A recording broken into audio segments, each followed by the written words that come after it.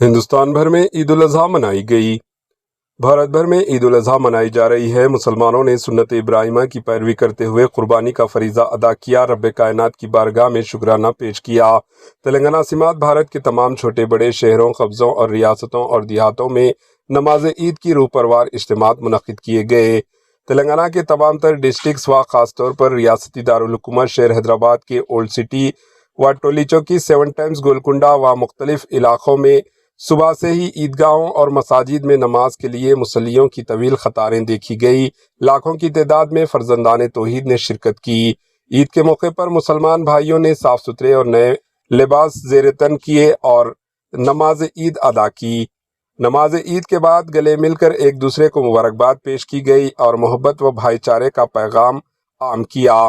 دعاؤں میں امن، صحت، روزگار، بارش اور ملک و ملت کی سلامتی کے لیے خصوصی دعائیں کی گئی۔ قربانی کے بعد گوشت مستحقین رشتہ داروں اور ہمسایوں میں تقسیم کیا گیا۔ انتظامیہ کی جانب سے حفاظتی بندوبست، صفائی اور ٹریفک کنٹرول کے مؤثر انتظامات کیے گئے۔